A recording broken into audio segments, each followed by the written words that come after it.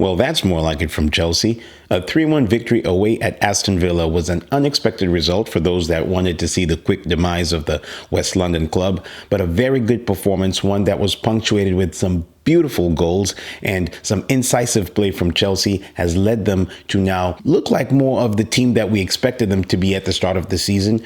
We want to see a clear pattern of play from Chelsea, something that fans can at least look forward to good performances in the future. But from Aston Villa, this was a bit of a dismal performance. This is something we didn't expect from them, especially since Aston Villa have had a good recent record against Chelsea. The FA Cup represented one of the few realistic trophy challenges that Aston Villa could quite possibly take on. And so this was a result that's going to affect Aston Villa in more of a negative point. But the fact that they've now lost 2 home games is something that might be a bit of a worry, especially after the tear that they had, having taken down Arsenal, Manchester City, amongst others in their most recent run of fixtures. Hey guys, it's Izzy. And if you're new to the channel, you know exactly what to do. Hit that like and the subscribe button to let YouTube and everybody else know that you are enjoying this content.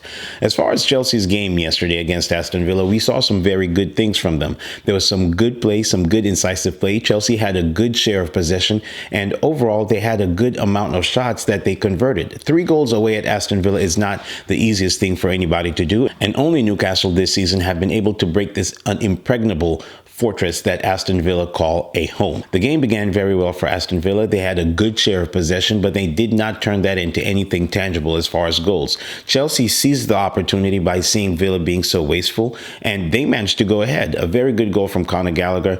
This is going to be good for the young man. He has been linked with a lot of moves away, most notably to Tottenham, and I think personally that would be a big mistake. I think that Conor Gallagher represents a lot more for Chelsea as far as being a homegrown talent. And I understand the FFP regulations that have made them consider this as a sale that they wanted to make. But I think that if you want to build a team around a certain player, you want to start with the people who know the club in and out. And the fact that they might want to bring all these big name players from the outside and want to disregard somebody who has grown up as a Chelsea fan, as a Chelsea player, that would, in my opinion, serve them wrong. You look at Arsenal and you look at Manchester United and what they're trying to do with their young players, and how far players such as Saka and on the other side players such as Kobe Mainoo might be able to take their team. And you think about it twice and you feel as though if Chelsea were to let go of Conor Gallagher, that would not be the best opportunity. And I understand that selling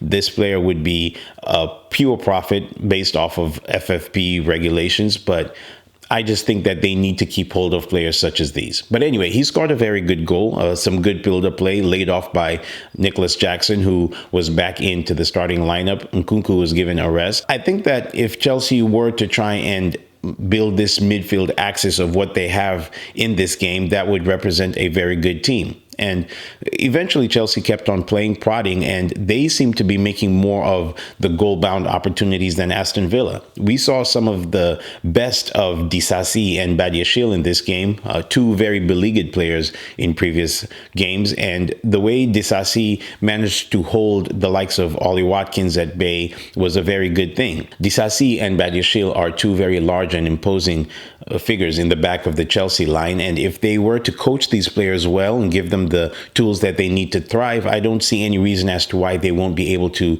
become 2 good defenders. Over on the midfield side, I was really impressed by Madueke. He was doing very well. He was doing really good things. And if they give him an opportunity over on that side as a winger, he might be able to make something more of his own. What I was impressed by Chelsea in this game is that most of their best performers were the more beleaguered players, the people who have not had the best of seasons. And then Nicholas Jackson, he chipped in with a very good goal. It was a header that somewhat looked as though it hit him rather than him hitting the ball, but it was a decent header, good positioning, very good crossover from the right-hand side. And that is the type of play that we want to see more from Chelsea. They were very imposing in this game.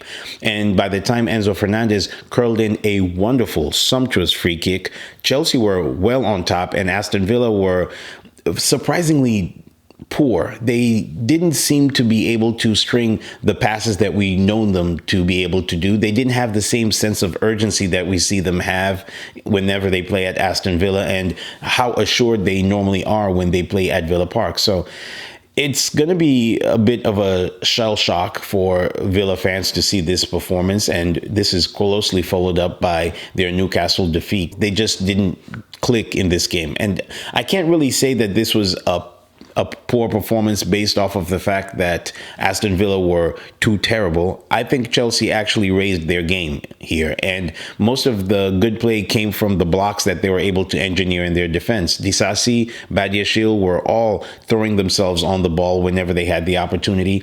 Bailey and the likes of Moreno, they went close a few times, but it seemed as though Aston Villa's clinical touch was missing in this game. They could have made a fist of it. They had their opportunities, and eventually they did manage to get at least a consolation goal back in the 90th minute from Diaby. But at the end of the day, I think that if Chelsea were to keep this type of form going, and if they are to play more on the counterattack, because they are still trying to build up some type of identity, if they were to build a counterattacking identity, kind of what they did in this game, they might be able to get something approximating a footballing style of play, at least in the short term, to be able to push them up the table. Because I think a Europa League spot would be very important for Chelsea. They really need to be able to get some type of monetary return on their investment so far, and that would show itself up in being able to get into a European competition. If they are to miss it for yet another season, that would be very hard for them to attract the type of players that would quite possibly wrap up whatever they are trying to do. And they are still in the early stages of whatever project this is that Todd Bowley and his consortium have been trying to push Chelsea towards. I don't think it was the wisest thing for them to scrap up whatever they had before towards the end of the Roman Abramovich era.